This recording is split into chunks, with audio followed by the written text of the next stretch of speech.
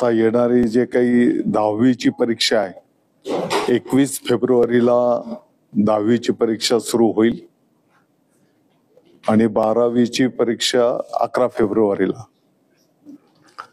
येणारी परीक्षा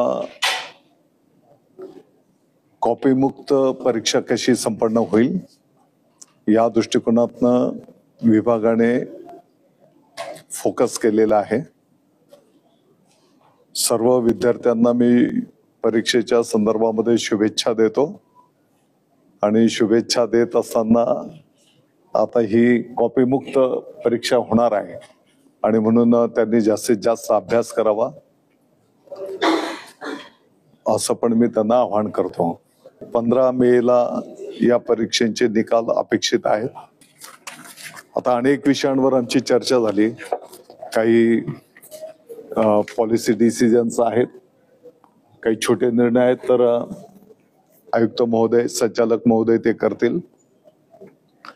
काही पॉलिसी डिसिजन आहेत, आम्ही वरिष्ठ पातळीवर ते नेऊ. येणाऱ्या काळामध्ये विभागाचा जो अजेंडा असणार आहे त्याच्यामध्ये प्रामुख्याने आपल्या महाराष्ट्राचं जे राज्यगीत आहे, गरजा महाराष्ट्र माझा, राष्ट्रगीताच्या नंतर सर्व माध्यमांच्या शाळेमध्ये ते गायलं गेलं पाहिजे. असा ऑलरेडी नियम आहेच, परिपत्रक आहे, परंतु त्याचं प्रभावी अंमलबजावणी झाली पाहिजे. त्याच्यासोबतच सर्व माध्यमांच्या शाळेमध्ये मराठी भाषा हा जो विषय बंधनकारक आहे त्याचीही प्रभावी अंमलबजावणी झाली पाहिजे. या संदर्भामध्ये विभाग लक्ष घालेल, त्याची प्रभावी अंमलबजावणीच्या दृष्टिकोनातनं जाणीवपूर्वक लक्ष दिलं जाईल. साधारणपणे लाखाच्या पुढे शाळा आहेत, 1ली ते 12वी. 2,10,00,000 विद्यार्थी संख्या आहे. 7.5 लाख शिक्षक बंधू भगिनी आहेत आणि म्हणून हे जे 2,10,00,000 विद्यार्थी आहेत यांना विद्यार्थी केंद्रित गुणवत्तापूर्ण आनंददायी शिक्षण कसं मिळेल हा विभागाचा अजेंडा असणार आहे.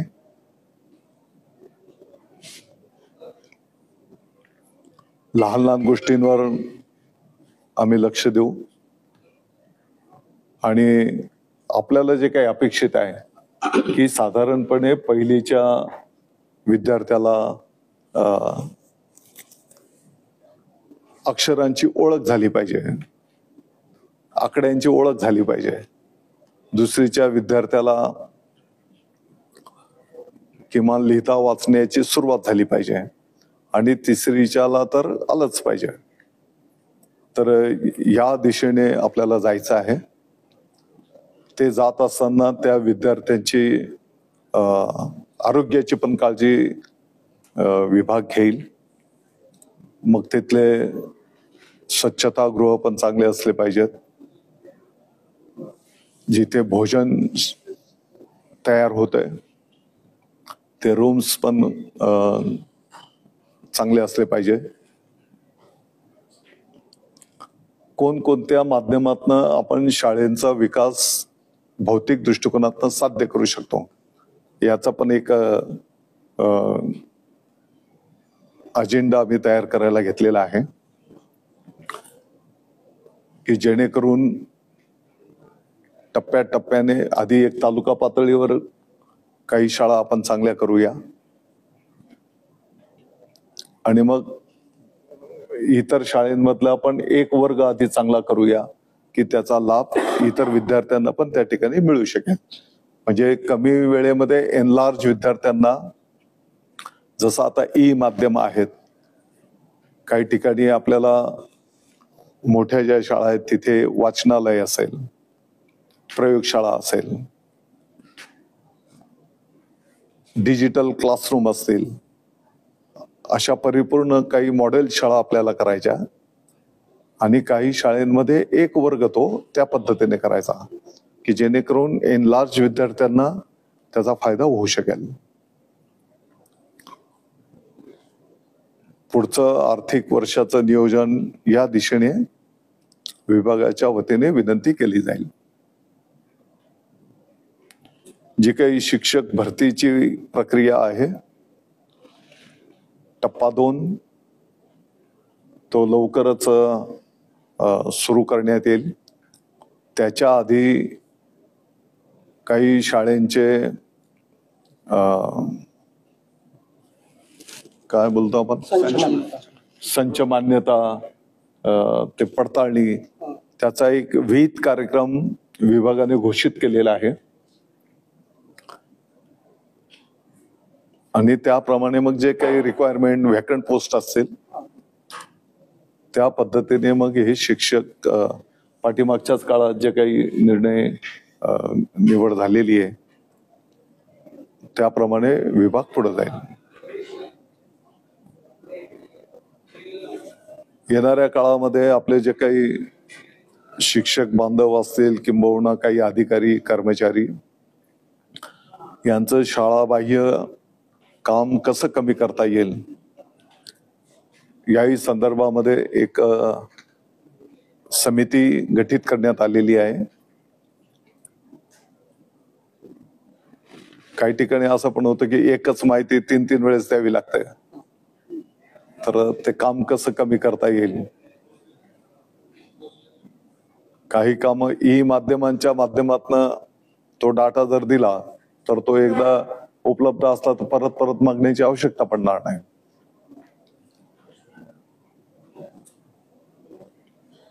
येणाऱ्या काळामध्ये जे काही राष्ट्रीय धोरण आपल्याला स्वीकारायचं आहे त्याच्यामध्येही अनेक तज्ञांचं मनोगत आम्ही जाणून घेतो आहोत, पालकांचंही मनोगत घेतो आहोत. ज्या शिक्षक बांधवांनी नाविन्यपूर्ण उपक्रम कार्यक्रम केलेले आहेत त्यांचं पण मनोगत घेत आहोत. जसं आता स्पर्धेचं युग बोलतो आपण, सीबीएसई पॅटर्नच्या कडे पालकांचा मोठा ओढा असतो, तर त्याच्यातलं जे चांगलं असेल ते आपण आपल्या राज्यासाठी पण घेणार.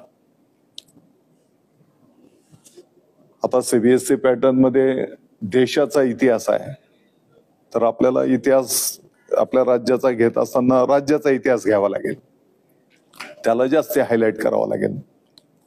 तर असे काही बदल त्या ठिकाणी करून साधारणपणे येणाऱ्या 25-26 मध्ये पहिलीला आपण सीबीएसई पॅटर्न सुरुवात करूया आणि हे वर्षभर याच्यावर पुढच्या 26-27 मध्ये 2 स्टेजमध्ये आपण सीबीएसई पॅटर्न पूर्ण आपल्या राज्यामध्ये त्याचा अंमलबजावणी करू आणि त्या शिक्षणाच्या दृष्टिकोनातून हे वर्षभर शिक्षकांना पण आपल्याला मग काही प्रशिक्षण ट्रेनिंग असं देऊन तयार करावं लागेल, ते पण केलं जाईल. मग त्याच्यामध्ये ते करत असताना अनेकांनी चांगल्या सूचना केलेल्या आहेत. कृषीच्या विषयी थोडं प्राथमिक स्वरूपाचं ज्ञान, जसं यापूर्वी आपण परसबाग करायचो, तर त्याला थोडं आणखी विस्तृत प्रमाणात कसं जाता येईल. कलेच्या संदर्भात काही आपल्याला ऍड करता येईल का. स्पोर्ट्सवर पण थोडंसं लक्ष केंद्रित करायचं आहे. जसं आता आपण AI वर जातो आहोत, तर त्या दिशेने म्हणजे वरचे वर्ग त्या दिशेने मग तो अभ्यासक्रम आपल्याला नेता येईल का, या सगळ्या गोष्टींचा विचार करून हे वर्षभर आपण पुढे जाणार. ज्याने फील्डवर अतिशय नाविन्यपूर्ण कार्य संपन्न केलेलं आहे. अनेक शिक्षक बंधू भगिनी आहेत की ते प्रतिकूल परिस्थितीमध्ये खूप चांगलं काम त्यांनी उभं केलेलं आहे.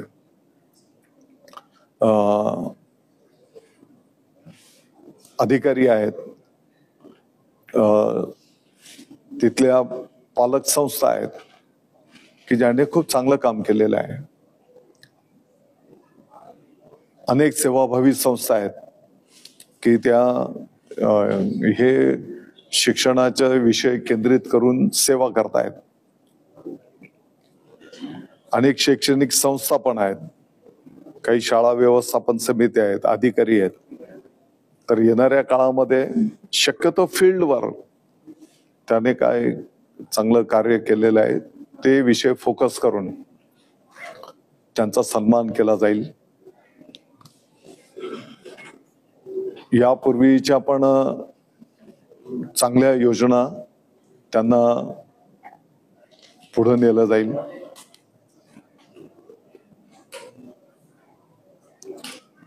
विभागाने आम्ही असा निर्णय केलेला आहे की प्रत्येक शालेय शिक्षण मंत्र्याच्या पासून तर प्रत्येकाने एक शाळा म्हणजे त्याची जबाबदारी स्वीकारायची. तर दत्तक म्हटलं की त्याला खूप अर्थ गैरअर्थ निघतात. म्हणजे प्रत्येक शिक्षण अधिकाऱ्याने एका शाळेची जबाबदारी घेऊन त्याचा विकास असं काही म्हणजे तिथले काही छोट्या मोठ्या अडचणी असतील त्या सोडवायच्या. जसं मी बोललो की आता विकास कामांच्या साठी ऑलरेडी कशातनं आपण ती डेव्हलपमेंट करू शकतो. जिल्हा नियोजन समिती, DPTC, तिथनं काही फंड्स आपल्याला मिळू शकतील. MREGS मधनं अनेक शाळेंचे कंपाऊंड बांधण्याची कामं झालेली आहेत. तर हे मॉडेल शाळा करताना ते काम त्याच्यातनं आपल्याला करता येईल. पिण्याचं पाणी आहे तर जल जीवन मिशनचं जर त्या गावात काम चालू असेल आणि ऑलरेडी त्या योजनेत पण ते समाविष्टच आहे तर त्या माध्यमातून पिण्याच्या पाण्याची व्यवस्था त्या योजनेतून आपल्याला करून घेता येईल. 14वा 15वा वित्त आयोग आहे, जिल्हा परिषदचा शेत निधी आहे. काही स्पोर्ट्सचे इक्विपमेंट लावायचे असतील तर क्रीडा विभागाच्या माध्यमातून आपण त्यांना विनंती करू शकतो. काही स्थानिक पातळीवरचे लोकप्रतिनिधी असतील, आमदार महोदय, खासदार महोदय, त्यांना पण विनंती करून काही निधी आपण त्यांना सांगू शकतो. जसं मी बोललो की अनेक सेवाभावी संस्था आहेत की ते स्वतःहून तिकडे शिक्षणाचे कार्य संपन्न करतायत, त्यांनाही विनंती करू शकतो. समाज कल्याण आहे, आदिवासी विकास विभाग आहे आणि लोकसहभाग. जोपर्यंत स्थानिक पातळीवरचे नागरिकांच्या शुभेच्छा, आशीर्वाद, म्हणजे नुसता शिक्षणाचा विषय नाही, कोणताही विषय असू देत, त्यांचं जोपर्यंत इन्व्हॉल्वमेंट असत नाही तर तोपर्यंत तो कार्यक्रम यशस्वी होऊ शकत नाही. आणि म्हणून लोकांचा सहभाग पण आम्ही तिकडे विनंती करणार आहोत. CSR फंड्स मधनं काही कंपन्यांना जर आपण विनंती केली तर ते पण या कामाला सहकार्य करत असतात. गौण खनिज आहे. तर अशा वेगवेगळ्या हेड्स मधून आपल्या या शाळेंना त्या ठिकाणी मदत मिळू शकते. आणि यांनी जे काही आयडॉल काम केलेलं आहे त्या आयडॉल कामाचा वापर राज्यव्यापी ते चांगले काम इतर शिक्षक असतील, संस्था असतील, ते प्रेरणादायी म्हणून किंवा त्यांचंही मार्गदर्शन इतर ठिकाणी आम्ही करून घेणार. जसं मी बोललो की विद्यार्थ्यांचं आरोग्य असेल, त्यांना मिळणारा पोषण आहार असेल तो पण क्वालिटीमध्ये मिळायला पाहिजे. त्याच्यासोबतच आरोग्याची तपासणी केल्याच्या नंतर ऑलरेडी ती योजनाच आहे, परंतु त्याच्यामध्ये जर त्या विद्यार्थ्याला काही आपल्याला डिटेक्ट झालं प्राथमिक पातळीवर तर ते संबंधित डॉक्टरकडे नेऊन त्याच्यावर उपचार करून त्या विद्यार्थ्याला मग आमचे ते डॉक्टर असतील, आमचा पालकांची जी काही समिती आहे ती समिती असेल, आपले शिक्षक बंधू पण त्याला सहकार्य करतील आणि तो विद्यार्थी पुढचं पण ट्रीटमेंट त्याला उपलब्ध होईल शासकीय योजनेतून, असं नियोजन केलं जाईल. चालू वर्षाला आपण पहिलीला करायला जातो आहोत. पुस्तक हो, पहिलीच. एनसीईआरटीच्या धर्तीवर हो, पहिलीच. आणि शाळा आणि येणाऱ्या वर्षभर आपण 2 टप्प्यांमध्ये, म्हणजे पुढच्या वर्षाला 26-27 बरोबर, 26-27 ची तयारी 25-26 मध्ये करणार. म्हणजे त्याचा अभ्यासक्रम, त्याची पुस्तकांची तयारी, त्याच्यासोबत काय काय त्याच्यामध्ये समावेश असला पाहिजे. आणि शिक्षकांना प्रशिक्षण पण. सर, नुकतंच मुख्यमंत्र्यांनी सांगितलं की पूर्व प्राथमिकच्या ज्या शाळा आहेत त्यांची नोंदणी करावी लागणार आहे. आता पूर्व प्राथमिकचा विषय असा आहे की तो नेमका राबवायचा कोण, याच्यावरून संभ्रम आहे. एकीकडे महिला बालकल्याण नवीन धोरणाच्या नुसार तो शालेय शिक्षण विभागाकडे दिला गेलेला आहे. मागे जसं निवडणूक होण्याआधी असं आमच्या कानावरती आलं होतं की पूर्व प्राथमिकसाठी स्वतंत्र कायदा होतो आहे आणि तो प्रलंबित आहे, त्याच्यावरती काम चालू आहे. ते कुठल्या स्टेजवरती आहे सध्या? या क्षणाला तर मला त्याचं सविस्तर माहिती नाही. पाहिजे तर मी माहिती घेऊन सांगेल. परंतु त्यांना त्यांचं सेल्फ, आपण बोलतो ना की त्याने स्वतः लिहून द्यायचं की त्या शाळेच्या साठी लागणाऱ्या ज्या काही सुविधा आहेत त्या सुविधा तिकडं असतील अशी जबाबदारी त्यांनी स्वीकारायची, किंबहुना त्या सुविधा तिकडं असल्या पाहिजेत. आणि साधारणपणे किती विद्यार्थी, आणि मग म्हणजे आपल्यालाही एक शासनाला आणि आपल्या सगळ्यांना माहिती असलं पाहिजे की किती बालवाडी चालू आहेत, किती विद्यार्थी आहेत. आणि मग येणाऱ्या काळामध्ये आणखी पुढचं शिक्षणाच्या साठी किती विद्यार्थी येणार आहेत, म्हणजे त्याचं नियोजन करायला आपल्याला ते सोयीचं होणार आहे. तर आता याची संपूर्ण गणती केली जाईल. यांनाही त्या ठिकाणी परवानगीची जी काही प्रक्रिया राहील ती परवानगी त्याने मागायची आणि ह्या प्रोसेस मधनं त्यांना परवानगी दिली जाईल. हे शालेय शिक्षण विभागाच्या माध्यमातून संपन्न होईल. 2 प्रश्न. पहिला मुद्दा, नव्या धोरणामध्ये किमान 6% खर्च EBच्या शिक्षणावरती करायला पाहिजे अशी तरतूद केलेली आहे. म्हणजे तसं प्रस्तावित केलं त्यांनी. सो राज्याच्या शिक्षणासाठी मिळणारा जो निधी आता बजेटरी तरतूद जी आता होते ती वाढण्याच्या दृष्टीने आपण काही आग्रहाची भूमिका घेणार आहोत का, जेणेकरून जास्त निधी मिळेल, जास्त विकास कामं शाळांसाठीची करता येतील. हा पहिला. दुसरा, मागच्या शिक्षण आयुक्तांनी शिक्षण विभागातल्या कोट भ्रष्ट अधिकाऱ्यांबद्दल खुली चौकशी करण्याचं पत्र राष्ट्रीय विभागाला दिलेलं होतं. त्याचं पुढे काही झालेलं नाही. 32 अधिकारी. त्याच्या संदर्भात तुम्ही काही करणार आहात का? कारण गेल्या काही महिन्यांमध्ये बरीच प्रकरणं शिक्षण विभागाची अशा प्रकारची बाहेर आलेली होती.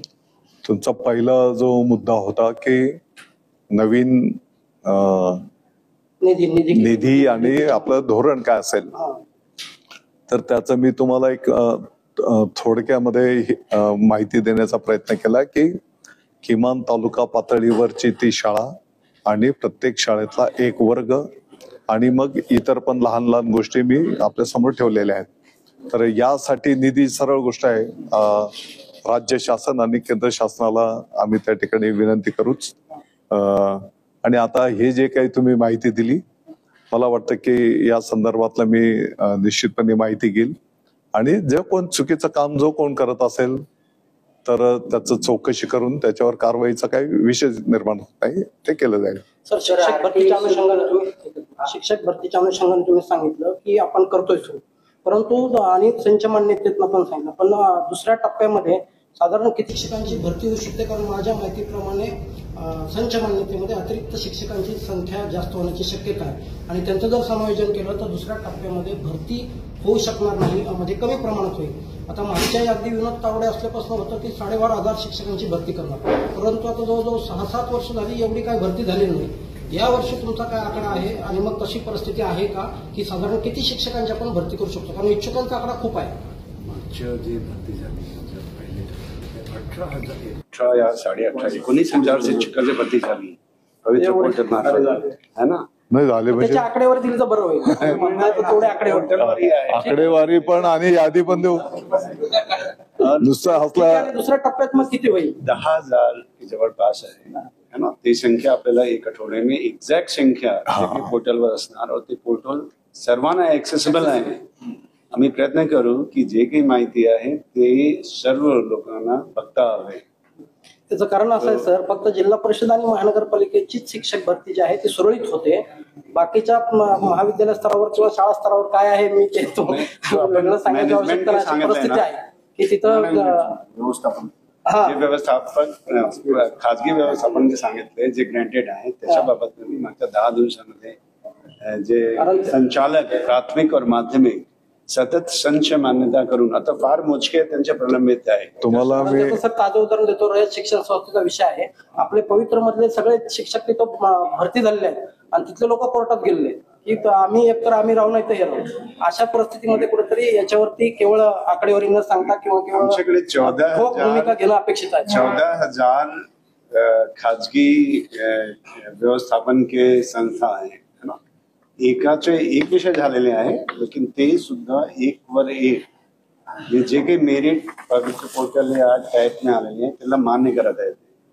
एक प्रश्न उद्भवला आहे लेकिन ते शासन बघणारच आहे.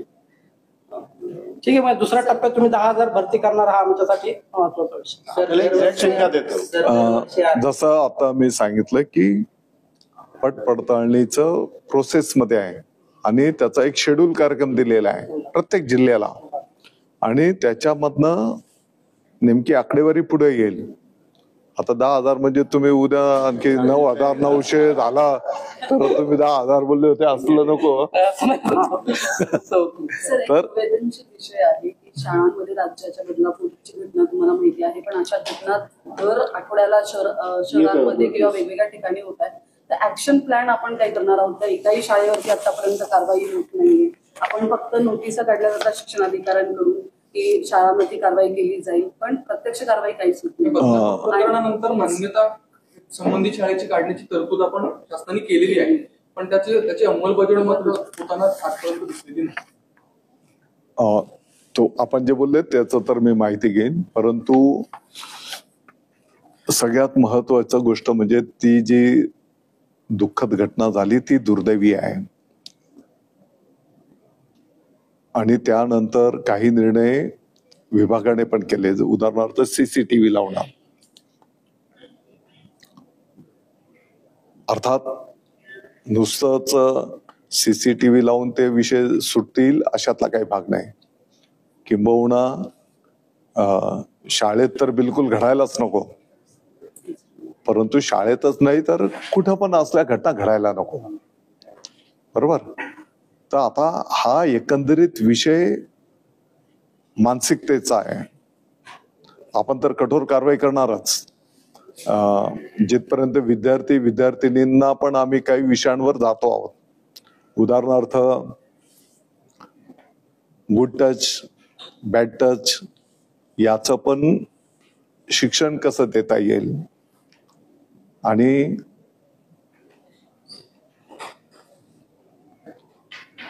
एक मानसिकता पण आपली विद्यार्थ्यांची चांगली कशी आपल्याला देशप्रेमाची निर्माण करता येईल आणि उद्याचा तो आपल्या भारताचा नागरिक आहे. हे खूप मोठे मोठे शब्द आहेत परंतु या दिशेने आपल्याला जायचं आहे. मला माहिती आहे हे एका दिवसात एका याच्यात होणार पण नाही परंतु आपण सगळे मिळून मला वाटतं की खारीचा वाटा जर केला तर काही ना काही चांगलं निश्चितपणे होईल. सर आपली गुड टच प्रॅक्टिस इथे येण्याच्या पूर्वी आम्ही महानगरपालिकेची शाळा क्रमांक 52 ना हा त्या शाळेला भेट दिली. विद्यार्थ्यांची 26 जानेवारीची तयारी चालू होती म्हणजे काय सांगून नव्हतो गेलो असं. हा आणि तिथलं स्वच्छतागृह पण चांगलं होतं. आमच्या ऑलरेडी इथे ड्राईव्ह ऑलरेडी सुरू झालेले आहेत तर चांगलं होतं. विद्यार्थ्यांचं पण काहींकडनं वाचन करून घेतलं काहींकडनं कविता बोलवून घेतल्या. थोडी उपस्थिती काही विद्यार्थी कमी होते, परंतु एकंदरीत चांगलं कामकाज होतं. सर, आरटी शुल्क प्रतिपूर्तीचा विषय दरवर्षी येतो, तर यावेळी तुमच्या काळात याही वेळेस तो येणार आहे. निश्चितपणे पाठीमागच्या काळापासलं काही निधी देणं हो, तर पेंडन्सी आहे. आता आणखी चालू वर्षाचं परत जी काही रक्कम होईल ती त्याच्यात आपण त्या पद्धतीने निधीची मागणी करणार आहोत. सर, माझी माहिती अशी की केंद्राकडनं त्या संदर्भातला निधी येत नाही, तर ती माहिती खरी आहे? नाही, त्याचं असं आहे की आधी आपल्याला ते द्यावे लागतात आणि मग केंद्र सरकार त्याचं प्रतिपूर्ती करते. तर आता राज्यातल्या शाळा 10 वर्षातल्या झेडपीच्या म्हणा, स्थानिक स्वराज्य मनपा संख्या प्रचंड कमी होत आहे, विद्यार्थी संख्या घटत आहे, सगळे शिक्षक एकशेच होत आहेत, दिवसेंदिवस शिक्षक वाढतच जाणार आहे. आपली भूमिका काय असणार? जर एखाद्या शाळेची विद्यार्थी संख्या 10 वर आली, 5 वर आली, 15 वर आली, 20 वर आली, तर आपण ही शाळा ती बंद करायची. आपली भूमिका अशी असणार आहे की आपण सगळे मिळून, तुम्ही, आम्ही, आपण सगळे मिळून छोटे छोटे काम असे करूया की या शाळेतल्या विद्यार्थ्यांची संख्या वाढेल. उलट दुसऱ्या माध्यमांमध्ये जे काही ऍडमिशन्स दिली गेलेली आहेत, विद्यार्थ्यांचे पालक पण बोलतील की नाही, आपल्या विद्यार्थ्यांना आता इकडे ऍडमिशन दिली पाहिजे. नाही, पण सरकार म्हणून तुम्ही जी शाळा जगवणार की नाही? आम्ही तर 10 वर्ष झाले शिक्षणात, तेव्हा तावडे होते. आता काही गोष्टी 10 वर्ष झाले, काही गोष्टींवर विचार मंथन करण्याची आवश्यकता आहे. उदाहरणार्थ, आता मला तर एक पहिला कॉलम असा होता की तिथे विद्यार्थीच नाही, अशी पण काही 1-2 असतील शाळा, बरोबर ना? अशी पण शाळा आहे की तिथे विद्यार्थीच नाही. काही शाळा अशा आहेत की तिथे 1 विद्यार्थी आहे, बरोबर? तर आता विचार मंथन होण्याची गरज आहे की आता तिथलं शाळा बंद करणं किंवा काय अशातला भाग नाही. बिलकुल शाळा बंद होणारच नाहीत, परंतु त्या 1 विद्यार्थ्याला आपल्याला जे आपलं उद्दिष्ट काय आहे की त्याला ते शैक्षणिक ज्ञान मिळायला पाहिजे. साधारणपणे काही लोक असं, तज्ञ लोक बोलतात की सामुदायिक जे काही शिकवण दिली जाते त्याच्यामध्ये त्या विद्यार्थ्यांना जास्ती परिणामकारक रिझल्ट मिळतात. उदाहरणार्थ, गायन सामुदायिक बोलतात की एखादा शब्द माझा राहिला तर हा कव्हर करतो, मग नंतर कालांतराने माझा पण तो पाठ होतो. किंवा ग्रुपमध्ये एखाद्याला जर वाचता येत नसेल तर तो त्याचा मित्र त्याला शिकवतो आणि मग तो पण प्रवाहात बरोबर जातो. तर आता या संदर्भात सगळ्यांनी विचार मंथन केलं पाहिजे की मग त्या विद्यार्थ्याच्या भवितव्यासाठी ती शाळा बंद करणं चालू करणं हा विषय नाही, त्या विद्यार्थ्याचं नेमकं भवितव्य काय. सर, त्याला प्रस्ताव म्हणून क्लस्टर स्कूल आपण आणलं होतं, महाराष्ट्र कोणी आणलाय?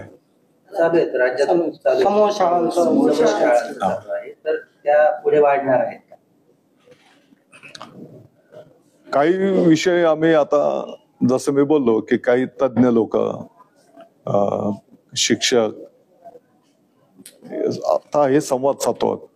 एक मीटिंग आयडॉल शिक्षकांच्या झाल्या आमच्या, की ज्याने खूप प्रतिकूल परिस्थितीत नाविन्यपूर्ण काम केलेलं आहे. काही शाळांना भेटी पण दिल्या प्रत्यक्ष. आता मुंबई MMR रिजन मधले पण अनेक शिक्षकांनी चांगलं काम केलेलं आहे. तुम्ही जसं बोलले, पटसंख्या खूप वाढली, तर एक बैठक शिक्षक संघटनांची झाली. 65 शिक्षक संघटना होत्या, 250-300 सगळे प्रतिनिधी होते. 4 तास अनेक चांगल्या सूचना आल्या. एक बैठक संस्था चालकांची झाली. मला वाटतं 250-300 संस्था चालक आलेले होते, प्रतिनिधी. 4-5 तास बैठक चालली आमची. अनेक चांगल्या सूचना आल्या. त्यांच्याही काही अडीअडचणी आहेत, शिक्षक बांधवांच्या अनेक अडीअडचणी आहेत. तर छोटे विषय ताबडतोबीने मार्गी लावणार. काही विषय आर्थिक बाबीशी संबंधित असतील, कायदे नियमशी संबंधित असतील, त्याला वेळ लागेल. शेवटचा 11वी-12वी च्या वर्गांमध्ये उपस्थिती कमी असते. 75% मॅन्डेटरी उपस्थिती नियमानुसार आहे आणि इंटिग्रेटेड कोचिंग हा प्रकार गेल्या काही वर्षांमध्ये प्रचंड प्रमाणात फोफावलेला आहे. याच्या संदर्भात काही आपण कठोर भूमिका घेणार आहोत का की प्रकार रोखले जावेत? आणि बायोमेट्रिक होत नाही सर, आणि बायोमेट्रिकची लागू उपस्थिती लागू झालेली नाही अजून. हे लागू आहे पण होत नाही. अनुदानित शाळांना कंपल्सरी केलं ते. एकदम बरोबर मुद्दा आहे. विद्यार्थ्यांचं पालकांना पण काही ठिकाणी ऍडमिशनच्या नावाने फी द्यावी लागते आणि काही क्लासेसची पण भरमसाठ फी आहे. याच्यावर पण आपल्याला जावं लागेल.